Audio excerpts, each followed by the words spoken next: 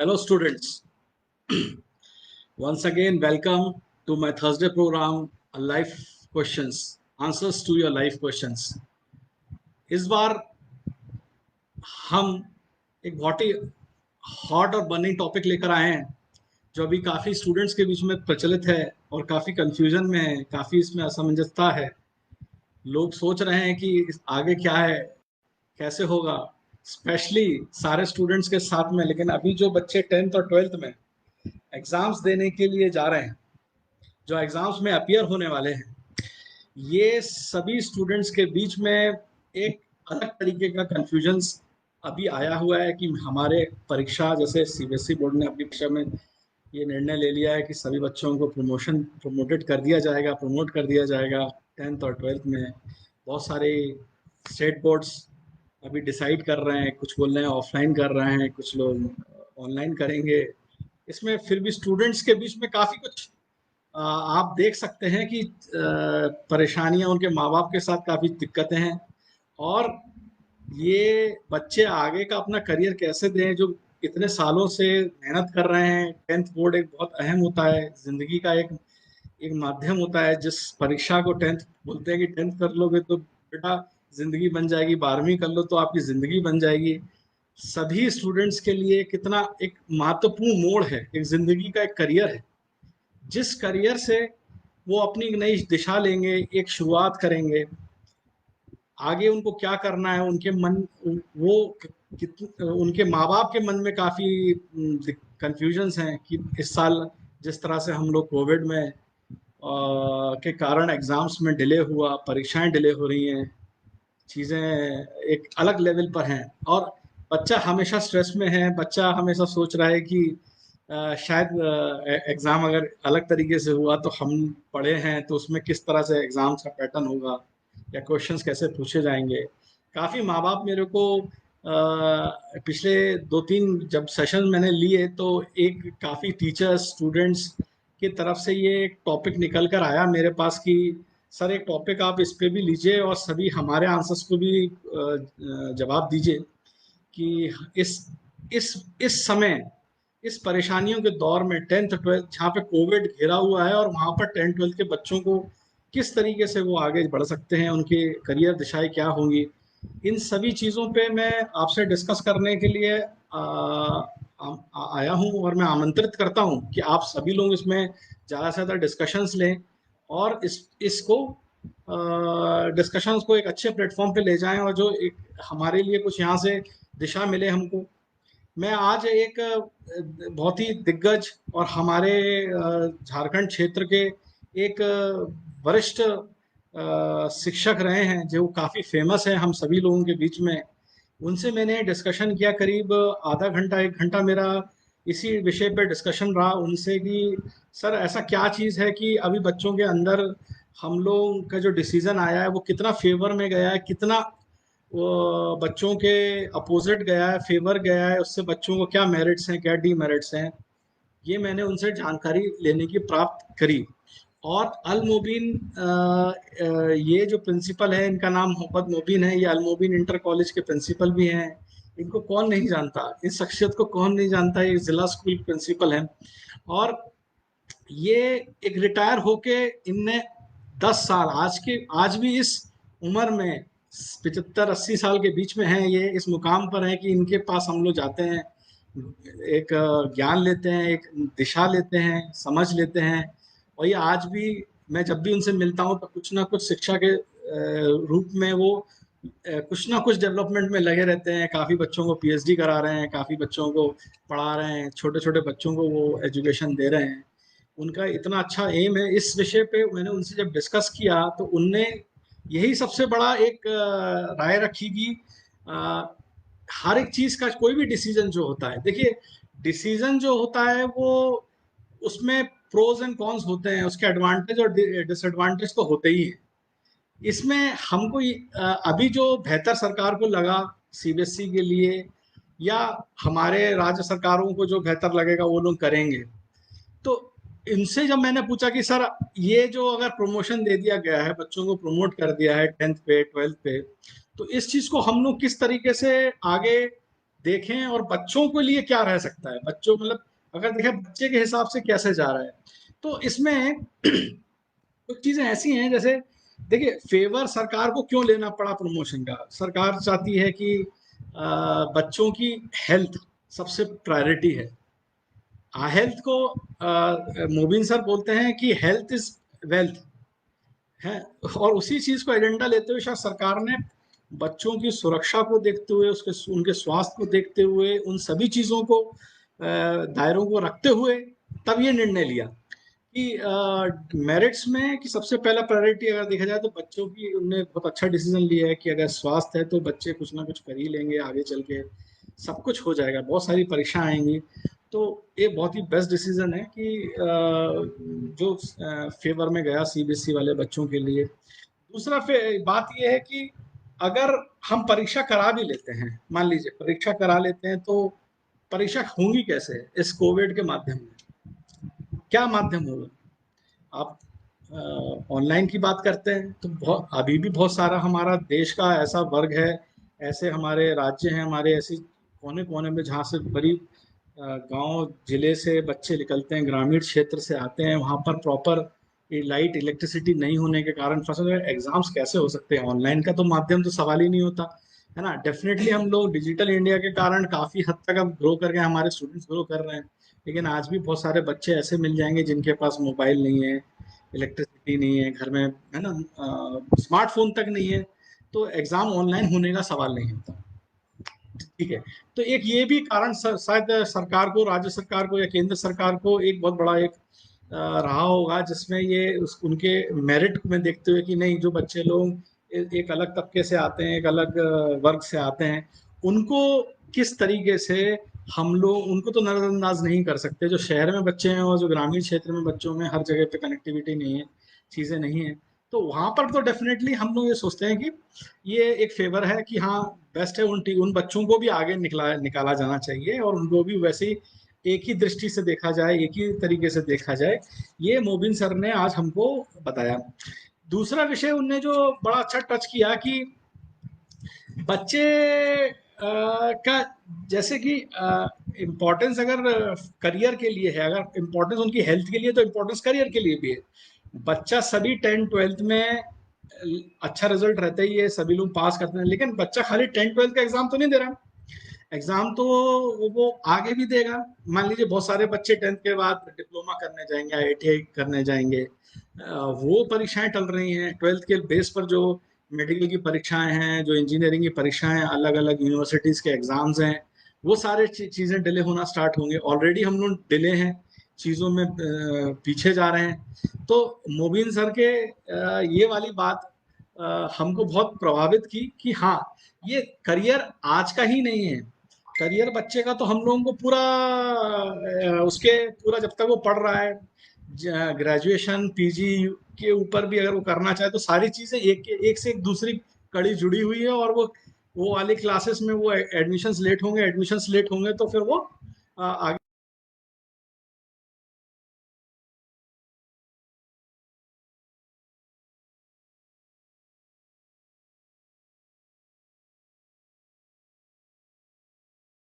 अच्छा, ये तो चार पांच जो पॉइंट्स सर के तरफ से थे, और वो मैंने आपके सामने समकक्ष रख दिए। लेकिन उनने एक बात करी जो मेरे को काफी दिल से छू गई, और जो कुछ देखिए, निर्णय जो भी होता है वो निर्णय एक तरफ नहीं होता है, उसके कुछ अच्छाइयां भी होती हैं, और उसमें हर निर्णय में एक कहीं ना कहीं पे कुछ कमियां भी रह जाती हैं। तो हर तरीके से उसको हम 100% फुल प्रूफ नहीं बोल सकते हैं। डीमेरिट्स अगर बात करते हैं, डीमेरिट्स में देखा जाए तो जो भी 10th 12th के बच्चे हैं, इन बच्चों के साथ सरकार ने सभी को पास करना है, ठीक है, मान लिया। सभी का हेल्थ इज वेल्थ है, that is also very good, first priority. Infrastructure को नहीं देखते हुए, तो ये भी एक पॉइंट है।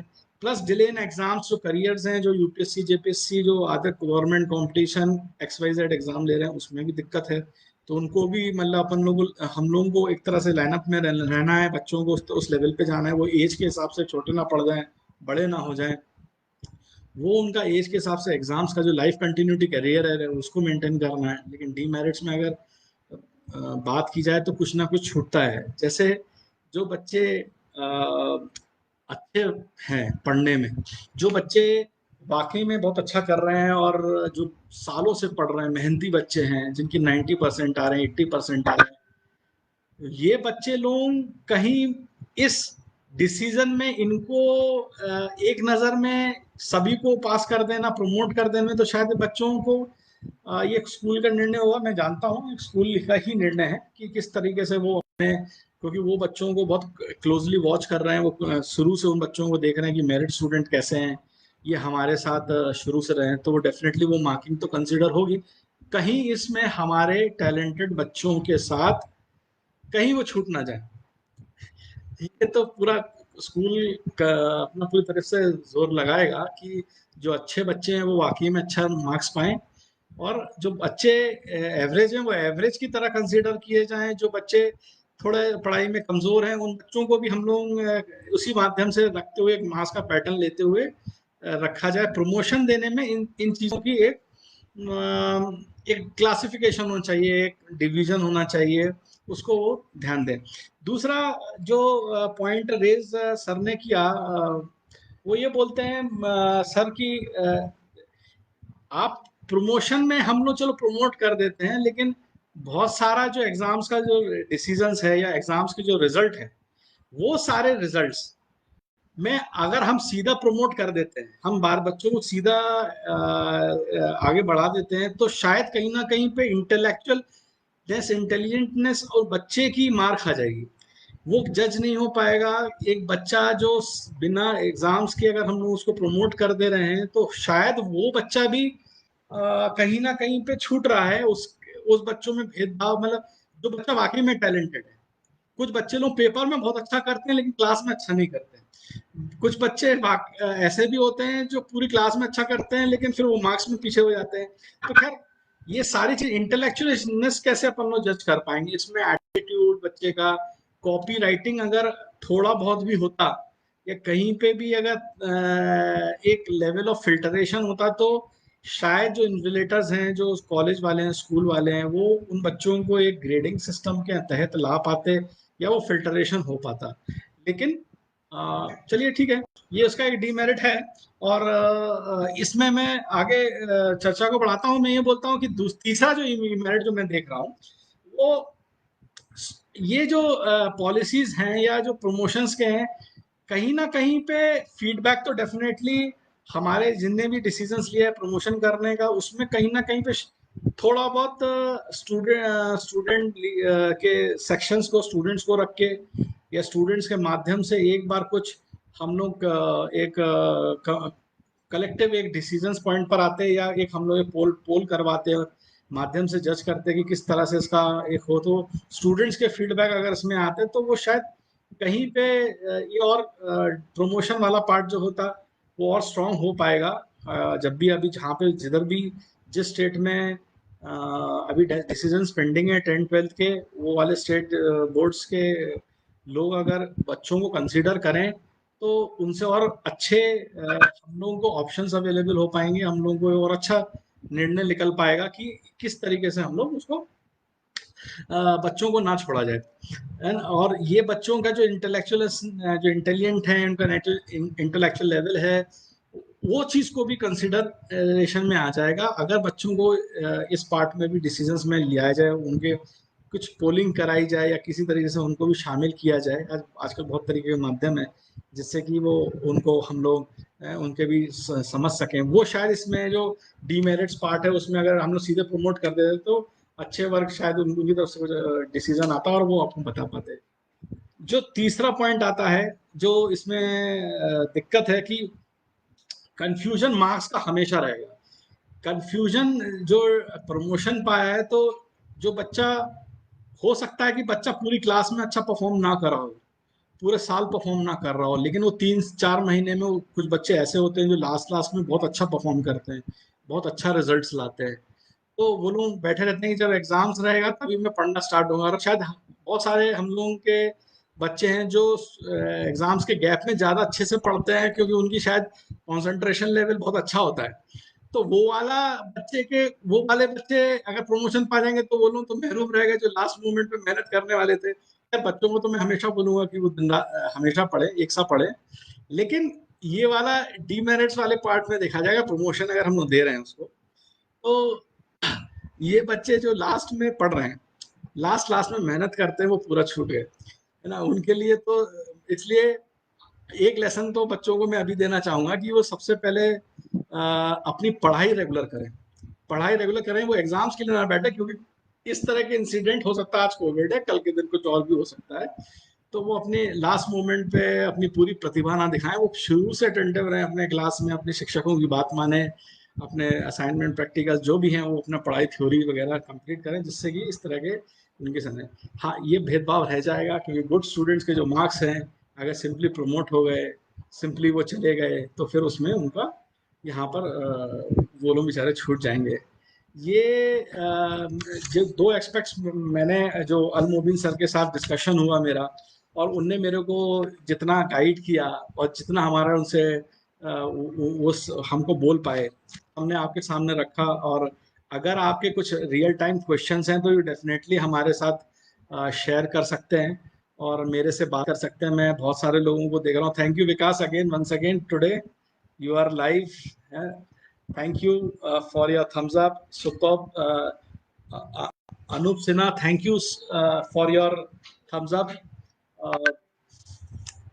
एक चला ग्रेजुएशन डिस्टेंस में कर सकते हैं क्या? हाँ हाँ बिल्कुल, ये अभी मेरा topic, Danish thank you for writing मी।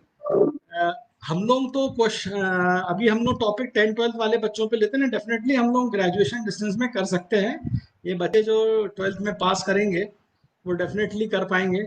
इसके लिए आप मेरे से मिल सकते हैं, मेरे से बात कर सकते हैं। आप लोग आप तो हमेशा मेरे से टच में भी रहते हैं।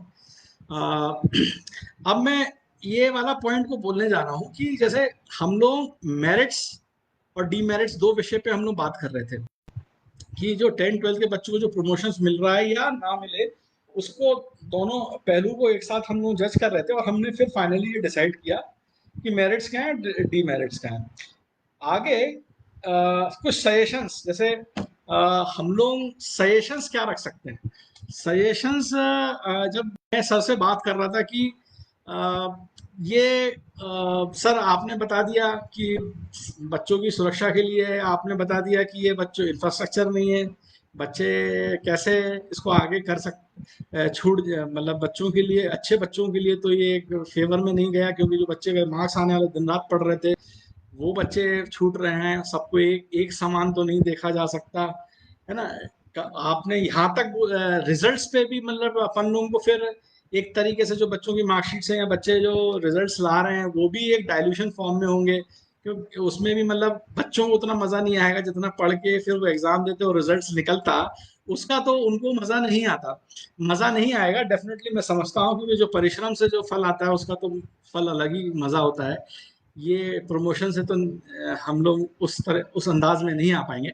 फिलहाल के लिए सजेशंस पॉइंट ऑफ व्यू से मैंने सर से ये बात की कि सर आप इसमें बताइए कि हम लोग सजेशंस आपके तरफ से क्या हो सकता था, कैसे बेस्ट और इसको इम्प्रूव किया जा सकता था। तो सर ने मेरे को बोला कि ये बोलते हैं कि आप बच्चों को, जैसे 6 परीक्षाएं हैं, 7 परीक्षाएं, 9 परीक्षाएं, ये परीक्षाओं को अपन हम लोग कंपोजिट कर देते या हम उसको कम कर देते।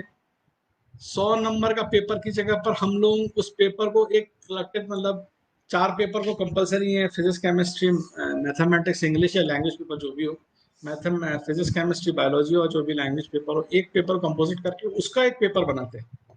और वो पेपर जब बनाते तो उसमें सिर्फ एक बच्चों को एक डेट पे बुलाया जाता, और वो जो पेपर पेन से गोला बनाने वाला एक, आपने जब भी देखो ओमार शीट उनको दी जाती है और उस पर वो फटाफट जो क्वेश्चन 3 घंटे का पेपर है उसको 2 घंटे, इसको 15-20 मिनट, आधा घंटा का, 1 घंटा का रख के सारे बच्चों को दिया जा सकता था।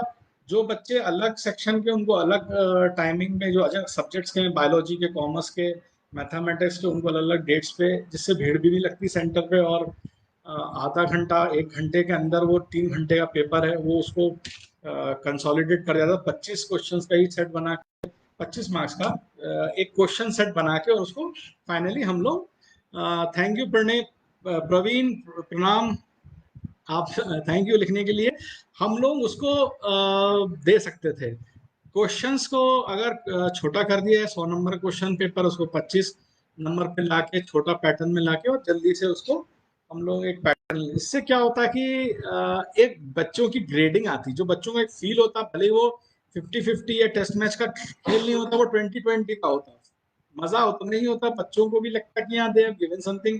रिजल्ट भी ओएमआर शीट के माध्यम से या उससे तुरंत उसका रिजल्ट 15, 2 दिन के, 2 हफ्ते, 1 हफ्ते के अंदर ऑनलाइन आ जाता, बच्चा अपना नेट से ऑनलाइन अपना रिजल्ट देख लेता, और एक उसको उनको भी सेटिस्फेक्शन फील होता। इसमें जब आप सेंटर पे बुलाते तो इन्विलेटर्स को भी ये शामिल किया जा सकता था, जैसे बोर्ड से इन्विलेटर्स आते हैं, फ्लाइंग स्क्वाड्स आते हैं, तो वहां रहते, तो उनके देख रेख में एक डायल्यूशन जो फॉर्म होता कि डायल्यूशन, रिजल्ट डायल्यूशन होने का, बच्चों को प्रमोट कर रहे हैं, सभी स्कूल के रिजल्ट तो स्कूल के हाथ में जा रहा है, तो कहीं पर अगर वो रिजल्ट डायल्यूशन होने के चांसेस होते तो वो भी क्लियर हो गए होते। डायल्यूशन नहीं होते, फ्लाइंग स्क्वाड वहां रहता, इन्विलेटर्स रहते, तो डेफिनेटली सही बच्चों की मार्किंग का एक लेवल भी वहां पर एक अचीव हो सकता था। वहां पर बच्चों को, जो बच्चे वाकई में जो जिसकी जो पोटेंशियल है, जिनके अंदर परफॉर्मिंग स्टूडेंट्स हैं, वो दिख के आते आपके सामने, उनका रिजल्ट्स और खुल के आता। जो बच्चे एटलीस्ट अगर वो अपने हैंड राइटिंग से कुछ लिखता तो ये भी समझ में शिक्षकों को आता कि ये बच्चा पढ़ने में कैसा है, उसकी हैंड राइटिंग से भी शिक्षक लोग इतने अनुभवी हो जाते हैं, शिक्षक लोग इतने जानकार हो जाते हैं कि बच्चों के सिग्नेचर से वो नेचर समझ लेते हैं, तो उनकी राइटिंग से तो डेफिनेटली इन्विलेटर्स वगैरह या अदर्स कॉपीज में जचने जा रही हैं, तो उससे भी काफी कुछ निष्कर्ष निकल के आता बच्चों के मार्क्स को, और अच्छा मार्किंग सिस्टम में आता। दूसरा, एग्जाम्स को, और जैसे अगर हम लोग की परीक्षाएं, परीक्षा हम लोग की अगर 7 दिन चल रही हैं, 10 दिन चल रही हैं, 1 महीना चल रही हैं, तो उस परीक्षा को भी और स्कैटर्ड करके, लंबा करके हम लोग उसको फिनिश करते। तो एक तो पहला सजेशन जो बेस्ट था कि हम लोग पेपर वाइज बच्चों के जो बड़े लेंदी क्वेश्चंस हैं उनको शॉर्ट करके 25 मार्क्स के बीच में एक असेसमेंट कर लेते। दूसरा, हम लोग असेसमेंट कर लेते कि बच्चों को हम लोग अलग अलग डेज पे, अलग अलग सेक्शन वाइज, सब्जेक्ट वाइज उनको स्कैटर्ड फॉर्म में सोशल डिस्टेंसिंग के साथ हम लोग एग्जाम्स में अपियर करा लेते।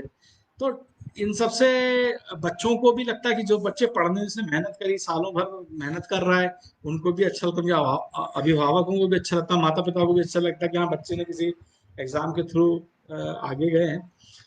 और जैसे कि लास्ट वाला पॉइंट जो मैंने आपको बताया कि उसमें एटलीस्ट एक सेंटर्स पे अगर हम लोग उसको रखते तो, सेंटर्स पे रखते तो इसमें बोर्ड का भी एक एक एक एक इंटरेक्शन होता है, एक उसके अंदर एक इंडिविजुअल रहता, तो फिर वो बोर्ड वाले भी लोग बहुत उसमें उनका भी अगर इंटरसेप्शन रहता कि वो उसमें आके जज कर रहे हैं, देख रहे हैं एज अ फ्लाइंग स्क्वाड, तो रिजल्ट्स में और जेन्युइनिटी दिखती कंपेयर टू खाली स्कूल्स के रैंक्स पे आधार पे छोड़ने से। थोड़ा सा रिजल्ट्स का डायल्यूशंस पे बात आती है, तो वो भी बोर्ड का एक तरफ से रिजल्ट जारी हो जाता और बहुत अच्छा रिजल्ट्स निकल के बाहर आता। अभी तक तो होप मैंने सभी सवालों के जवाब आप जो भी सर ने हमारे साथ डिस्कस किए। मोहम्मद मोबिन नाम हुआ, अल मोबिन इंटर कॉलेज के वो प्रिंसिपल हैं, he is direct retired principal of Zila school Ranchi.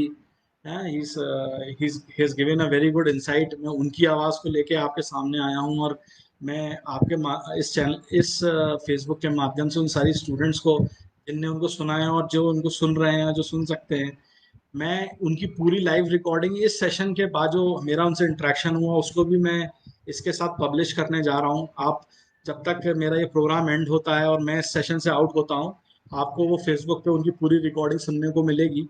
और आप भी जो जिस तरह से उनने मुझे समझाया, और जितना एक बढ़िया एक शिक्षक होने के नाते और मुझे एक स्टूडेंट की तरह समझाया, वो एक वाकई में तारीफ काबिल था।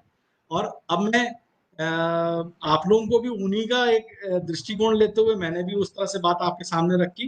और आपको मैं उसी तरह से गाइड कर रहा हूँ। आप लोगों के इस विषय पे अगर कोई क्वेश्चंस हैं और इसमें कोई डिटेल्स हम लोग डिस्कस कर सकते हैं, तो आप मेरे को लिख सकते हैं। मेरे लाइफ आंसर्स क्वेश्चंस हैं एनी टाइम।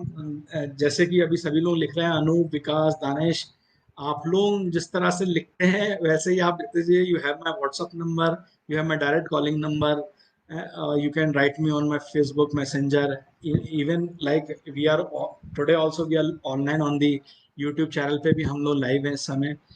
तो आप लोग किसी भी माध्यम से मुझसे कनेक्ट हो सकते हैं। पेरेंट्स जो भी पेरेंट्स हैं जिनके बच्चे 10th 12th के एग्जाम्स देने देने जा रहे हैं और देने जो पास हो गए, प्रमोशन पा गया है, और उनको कोई नई दिशा चाहिए, उनको कुछ करियर से रिलेटेड मेरे से बात करनी है, तो वो मेरे से बात कर सकते हैं इन द सेम मेथड।